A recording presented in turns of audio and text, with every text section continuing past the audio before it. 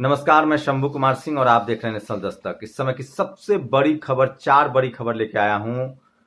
किस तरह से आरएसएस दफ्तर में और मंत्रालय में कोरोना फैल गया है और क्या अब मीडिया कहेगी कि ये हॉटस्पॉट्स है और कोरोना इनके लिए जिम्मेदार है। 2 लाख से ऊपर आंकड़ा पार कर गया है। ओबीसी के लोग लगातार देश भर में आंदोलन चला रहे हैं। किस तरह से ओबीसी के आरक्षण को खत्म किया जा रहा है, चाहे मेडिकल हो चाहे जनरल एजुकेशन में हो, और उसको लेकर अखिलेश यादव हो, तेजस्वी यादव हो, सब ने मोर्चा खोला है। तीसरी बड़ी खबर है कि क्या वो तमाम लोग जो हाथनी के हत्या पर शोक जता रहे हैं, इस देश में एनसीआरबी के हिसाब से 800 से 1000 शेड्यूल कास्ट के लोग की हत्या कर दी जाती है, क्या उस पर वो क्यों चुप्पी रहते हैं, इसकी क्या वजह है, और अमेरिका से भी अपडेट बताऊंगा। तो सबसे पहले बात हाथी की, कि एक हथनी की केरला में मौत होती है, दर्दनाक मौत होती है, और वो ठीक बात नहीं है, उसका मौत नहीं होना चाहिए था। लेकिन सोचिए, एक मंत्री ट्वीट करता है, क्रिकेटर ट्वीट करता है, तमाम सेलिब्रिटी ट्वीट करते हैं और सोशल मीडिया भर जाता है उस देश में जहां साल में 800 से 1000 हत्याएं होती है एनसीआरबी के हिसाब से जाति के आधार पे। अभी दर्जनों लोगों को मारा जा रहा है, जलाया जा रहा है। अभी यूपी में एक पटेल को जिंदा जला दिया गया। तो इस देश के ये जो जातिवादी, ब्राह्मणवादी, मनुवादी लोग हैं ना, ये सेलिब्रिटी हैं, ये झूठे हैं। आपने किसी सेलिब्रिटी को देखा था पायल तडवी पर के सुसाइड पर लिखते हुए, रोहित वेमुला के सुसाइड पर लिखते हुए? किसी को देखा आपने कि जो गोपालगंज में हत्या हुई है 3 लोगों की? तो एससी एसटी ओबीसी माइनॉरिटी की जान जो है इस देश में, वो हाथी से भी, गाय से भी और कुत्ता से भी कम है। तो आपको समझना पड़ेगा कि ये कौन लोग हैं और इनका बहिष्कार करना पड़ेगा। जो हाथी की मौत पर तो ट्वीट करते हैं, लेकिन बहुजन समाज की मौत पर ट्वीट नहीं करते हैं। और इसी को लेकर दिलीप मंडल ने कुछ बड़े सवाल उठाए हैं। और सोचिए कि एक गर्भवती हाथनी की मौत होती है, वो खतरनाक है, उनके प्रति सिंपैथी है, लेकिन इसी देश में सफूरा जरगार को जेल में डाल दिया जाता है। वो गर्भवती है लेकिन कोई ट्वीट नहीं करता है। और मुझे ताज्जुब होता है कि इस देश के जो बहुजन नेता हैं, एससी एसटी ओबीसी माइनॉरिटी के जो नेता हैं, उनके दिमाग में भी पता नहीं क्या है। वो टीवी देखते हैं, अखबार पढ़ते हैं, उसी हिसाब से बोलते हैं। जबकि एससी एसटी ओबीसी माइनॉरिटी की जो खबरें हैं वो आपको सोशल मीडिया पर मिलेगी। सोशल मीडिया ही बहुजन मीडिया है, ये आपको समझना पड़ेगा। तो मैं कुछ इसी बात को लेकर आप इस बात को आगे बढ़ाता हूं। सबसे पहले बात करूंगा किस तरह से, ये देखिए, अशरफ हुसैन ने लिखा है, एक जानवर गर्भवती थी, उसको समाज के जानवरों ने मार डाला, इंसानियत मर चुकी है, उसके कातिल पर भी कार्रवाई होनी चाहिए। लेकिन वो लोग क्यों अफसोस ज्यादा है जिन्हें एक गर्भवती महिला सफूरा जरगर नहीं दिखती, जिसे इस वक्त जेल में रखे। सोचिए, विराट कोहली, अनुष्का शर्मा, तमाम क्रिकेटर, तमाम अभिनेता, तमाम हीरो हीरोइन, तमाम जातिवादी, ब्राह्मणवादी, मनुवादी लोग ट्वीट कर रहे हैं, नेशनल चैनल पर खबरें चल रही हैं, लेकिन पटेल को जिंदा जला दिया गया खबर चली, गोपालगंज में 3 लोग की गोली मार दी खबर चली, और हमारे नेता को भी ये समझ में नहीं आता। तो ये समझना पड़ेगा आप लोगों को कि किस तरह से आपके साथ इस देश की मीडिया खड़ी नहीं है, और आपको करना पड़ेगा। भारत फर्जी सेलिब्रिटीज का देश है। एक हाथी के मरने पर जो लोग रो रहे हैं वो दलितों, आदिवासियों, पिछड़ों और अल्पसंख्यकों के मारे जाने पर, उन पर जुल्म पर होने पर यूं चुप रहते हैं मानो कुछ हुआ ही ना हो। इंसानी जिंदगी की इनके लिए कोई कीमत नहीं है। गंदे हैं ये लोग, रिप ह्यूमैनिटी। उन्होंने तस्वीरें शेयर की है रोहित वेमुला की, उन्होंने तस्वीरें शेयर की है जो जेएनयू में जो मुस्लिम युवक को मार दिया गया, उन्होंने तस्वीरें शेयर की हैं। तो ये तमाम जो खबरें हैं वो आपको समझना पड़ेगा। और आगे लिखते हैं, हाथी के मरने पर दुख है, लेकिन क्या एलीट सेलिब्रिटीज को मालूम है कि हर साल जातीय हिंसा में 800 से ज्यादा दलित मारे जाते हैं। National crime record bureau 2018 volume 2 chapter 7 page number 510। उनके मारे जाने पर इन लोगों के बोल नहीं फूटते, मतलब ये सरकार के साथ बने रहते हैं। जब एससी एसटी ओबीसी की हत्या होती है और ये बोलेंगे ना, तो वहां इनकी सरकार खतरे में पड़ जाती है, इसलिए आपको वहां बोलने नहीं देंगे। तो ये समझना पड़ेगा आपको कि किस तरह से बहुजन समाज की जिंदगी जो है वो हाथी से भी, जानवर से भी, कुत्ते से भी गया गुजरा है। तो ये समझना पड़ेगा आपको। और इसीलिए मैं कह रहा हूं कि इस देश में जाति सबसे अहम चीज है। सब कुछ जाति के आधार पर तय होता है। इस देश में अगर एससी एसटी ओबीसी माइनॉरिटी की सरकार होगी तभी क्राइम पर बात होगी, तभी भ्रष्टाचार पर बात होगी। जब इनकी सरकार होगी तो सिर्फ हाथी के मरने पर बात होगी, गाय की मौत पर बात होगी, पक्षियों पर बात होगी, लेकिन इंसान की जिंदगी 2 रुपए की नहीं होगी। दूसरी बड़ी खबर है कि आरएसएस के दफ्तर जो दिल्ली में केशव कुंज में, वहां 4 लोग कोरोना पॉजिटिव पाए गए हैं। बड़े आरएसएस के सरसंघचालक जो हैं, सह प्रचारक, वो कोरोना पॉजिटिव पाए गए हैं। शास्त्री भवन में अधिकारी कोरोना पॉजिटिव पाए जा रहे हैं। डिफेंस मिनिस्ट्री में कोरोना पॉजिटिव पाए जा रहे हैं। सारे अधिकारियों को क्वारंटाइन कर दिया गया है और राजनाथ सिंह ने ऑफिस जाना छोड़ दिया है। तो क्या आप मानते हैं, क्या कहेंगे अब टीवी वाले, अखबार वाले कि ये आरएसएस कोरोना पॉजिटिव फैला रहा है? सोचिए, मरकज की बैठक हो रही थी जमात वालों की मरकज में दिल्ली में, और किस तरह से इस देश की मीडिया ने नंगा नाच किया था, अखबारों ने नंगा नाच किया। वो महिला, कानपुर की वो महिला मनुवादी, ब्राह्मणवादी, जातिवादी ने किस तरह से कहा था कि मुसलमान थूकते हैं, जो कैमरे पर ये कहते हुए पकड़ी गई कि मुसलमानों को जंगल में, नदी में और सुई देकर मार देना चाहिए, वो अब माफी मांग रहे। क्या इस देश की मीडिया चलाएगा कि कोरोना आरएसएस दफ्तर से फैल रहा है, कोरोना सरकार के मंत्रालय से फैल रहा है? सोचिए कितने बेशर्म और निकम्मी है। जब एससी एसटी ओबीसी, एससी का आंदोलन हो तो ये लोग उग्रवादी हैं, एसटी का आंदोलन हो तो ये लोग नक्सलवादी हैं, मुसलमानों का आंदोलन हो तो ये लोग आतंकवादी हैं। ये समझिए आपको किस हालत में लोगों ने छोड़ दिया है। ओबीसी को जिंदा जलाया जा रहा है। सोचिए पिछले 15 दिनों में दर्जनों लोग की हत्याएं हुई है। एक को तो परसों जिंदा जला के मार दिया गया प्रतापगढ़ में। लगातार गोपालगंज में घर में घुसकर गोली मार दी जा रही है। सबसे ज्यादा लॉकडाउन में क्राइम, बैंक लूट घटा है, चोरी और जो घटना है वो घटी है। लेकिन किस तरह से लगातार जातीय हिंसा बढ़ी है। युवराज सिंह का वीडियो आता है जिसमें वो जाति सूचक शब्द बोलते हैं और इन लोगों के लिए शर्मिंदगी भरी बात है। तो समझिए किस तरह के हालात हैं। पूरे देश में सारी घटनाएं घट रही है, लेकिन जातीय हिंसा बढ़ रही है। तो ये समझना पड़ेगा आपको कि किस तरह के हालात हैं, और ये टीवी अखबार उस पर आपसे बात नहीं करते हैं। ये मुसलमानों का सोचिए, दिल्ली में जो दिल्ली दंगा हुआ है, दिल्ली पुलिस किसके हाथ में थी? अमित शाह के हाथ में। उनका आप सब लोग जानते हैं सरकार किस तरह से, ये अमेरिका है क्या कि यहाँ के पुलिस अधिकारी कर्मचारी जो है वो सरकार के खिलाफ खड़े होंगे? सोचिए ऐसा नहीं है। तो लगातार जिस तरह से हुसैन को, ताहिर को जिस तरह से दिखाया जा रहा है कि सैफी और मतलब करोड़ों रुपए दिए गए और मुसलमान दंगा लगा, ये टीवी वाले ऐसे दिखा रहे हैं जैसे लगता है कि इस देश में सारे दंगे मुसलमान करते हैं। तो ये फिर वही बात मैं कह रहा हूँ, इस देश में बहुजन समाज को अपना मीडिया खड़ा करना पड़ेगा।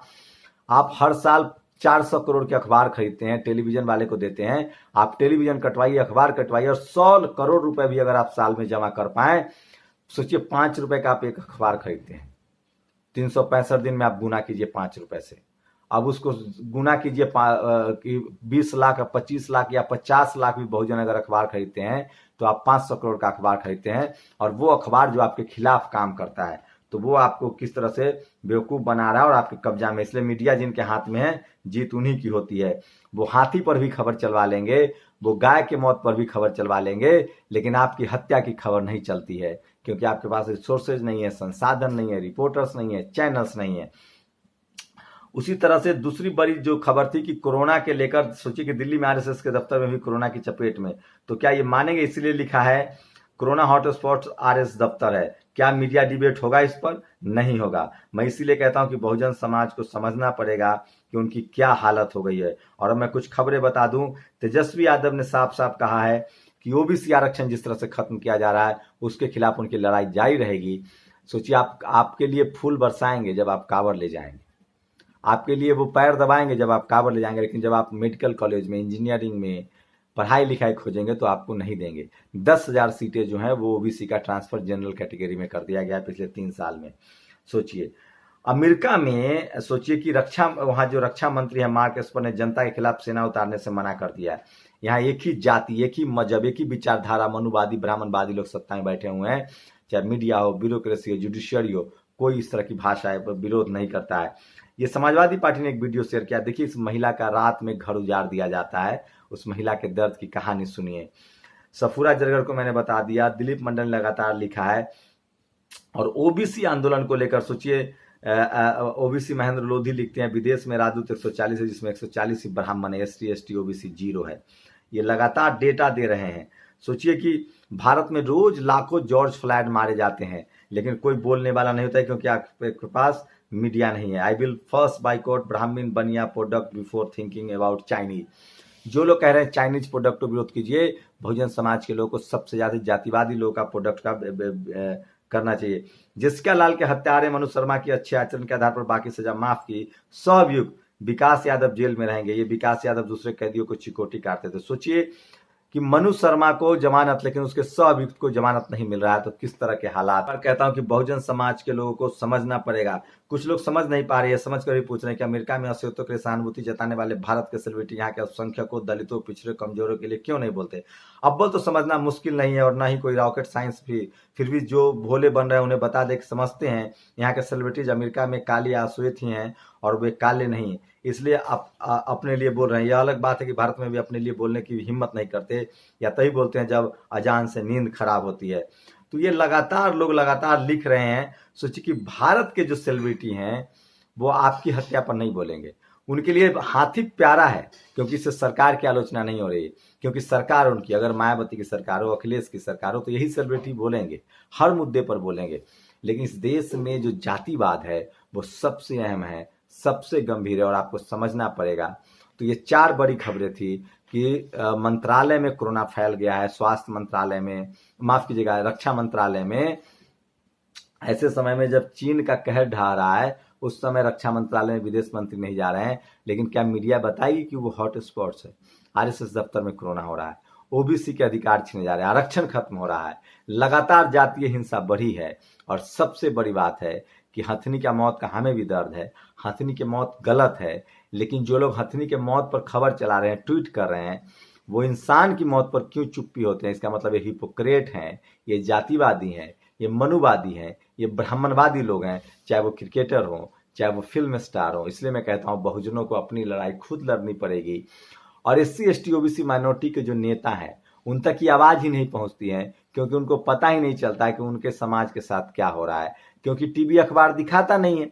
हाथी की खबर पर डिबेट हो गई, सफूरा जरगर पर डिबेट नहीं होता है। इसलिए मैं इस देश के एससी एसटी ओबीसी माइनॉरिटी को कहता हूं कि आप अखबार खरीदना, टेलीविजन देखना बंद कर दीजिए, और उस पैसे से अपना टेलीविजन चलाइए, अपना अखबार खोलिए। 100 करोड़ रुपए भी आप लोग सालाना चंदा करते हैं तो आपका शानदार चैनल चलेगा। जिन लोगों ने नेशनल दस्तक को शुरू किया था उन्होंने लाखों रुपए यूट्यूब पर खर्च किए हैं। आप वहां से भी चैनल शुरू कर सकते हैं। आपको एक टीवी चैनल खोलना पड़ेगा, एक अखबार खोलना पड़ेगा, आपको अपने रिपोर्टर्स रखने पड़ेंगे गांव गांव में, आपको अपने पत्रकार बनाने पड़ेंगे। नहीं तो जो हत्यारा है वही आप अपने आप को स्टार घोषित कर लेता है। अमेरिका में देखिए अश्वेत काले समाज के साथ अश्वेत समाज है, भारत में क्यों नहीं होता है। सोचिए एक हथनी की मौत पर बवाल कट गया, लेकिन 100,000 मौतें रोज होती है इस देश में हर साल। एनसीआरबी की रिपोर्ट है, लाखों मामले दर्ज ही नहीं होते हैं। रेप होता है, बलात्कार होता है, गर्भवती महिलाओं पर अत्याचार होता है, उसके बाद भी कोई नहीं बोलता है।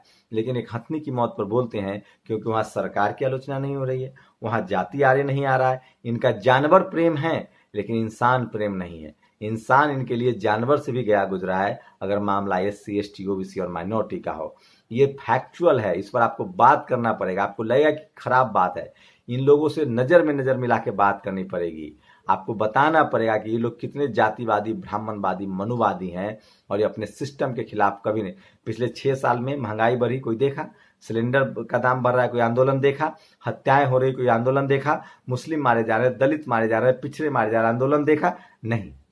आंदोलन, अच्छा ये स्टार ही बनाएंगे, हेमंत सोरेन मदद कर रहे हैं, उसकी तारीफ देखी, सोनू सूद आ जाएंगे। तो ये लोग मारते भी हैं आपको और अपने स्टार भी पैदा करते हैं। इनको कोई जानवर उनवर से प्रेम नहीं है। ये गाय पालते हैं, ये हाथी पालते हैं, ये बकरी पालते हैं, ये मुर्गी पालते हैं, ये सब बेकार की बातें करते हैं। हाथी कौन पालता है? हाथी का महावत कौन होता है? गाय कौन पालता है? क्या बात कर रहे हैं ये लोग? सिर्फ और सिर्फ डपोर शंकी है, दोगले हैं, हिपोक्रेट हैं। ये सिर्फ और सिर्फ जातिवादी, ब्राह्मणवादी, मनुवादी हैं। इनके लिए मानव की हत्या पर प्रेम नहीं उपजता है और हाथी की हत्या पर प्रेम उपजता है। ये भी दिखावा है। हाथी भी हम पालते हैं, गाय भी हम पालते हैं, हमें पता है उसकी तकलीफ का कितना अंदाजा है। ये लोग सिर्फ और सिर्फ दिखावा करते हैं। इनके लिए इंसान की जान प्यारी, नहीं तो हाथी क्या है। ये घर में बैठ के जब हजारों लोग किलोमीटर पैदल चल रहे थे, मर रहे थे, उस पर किसी विराट कोहली का ट्वीट देखा? किसी अनुष्का शर्मा का ट्वीट देखा, किसी पंत का ट्वीट देखा, किसी जातिवादी ब्राह्मणवादी मनोवादी का ट्वीट देखा, किसी जनरल कैटेगरी वाले का ट्वीट देखा, रोहित वेमुला पर देखा? तो ये हमारी आपकी हत्या पर नहीं बोलेंगे, ये सिर्फ और सिर्फ अपनी बारे में सोचते हैं और ये आपको मारेंगे भी और अपने आप को महान भी कहलाएंगे। ये आप सोचिए किस तरह से इस देश की व्यवस्था, और इसकी सबसे बड़ी वजह है मीडिया, क्योंकि आपको अपने लिए बात करने वाला, आपकी बात करने वाला कोई नहीं। इसलिए बहुजन समाज को अब समय आ गया है कि बाबा साहब ने 100 साल पहले मुकनायक खड़ा किया था, SC ST OBC माइनॉरिटी को मिलकर एक टेलीविजन अखबार खड़ा करना पड़ेगा। आपकी क्या प्रतिक्रिया, अपनी प्रतिक्रिया जरूर दीजिए। शुक्रिया। नेशनल दस्तक की आपसे गुजारिश है कि अगर इसको बचाना चाहते हैं तो नेशनल दस्तक को सब्सक्राइब करने के लिए रेड कलर के सब्सक्राइब बटन को दबाएं, फिर बेल आइकन की घंटी दबाएं। नेशनल दस्तक को बचाने के लिए बहुत जरूरी है कि हर खबर को शेयर करें, लाइक करें, कमेंट जरूर करें।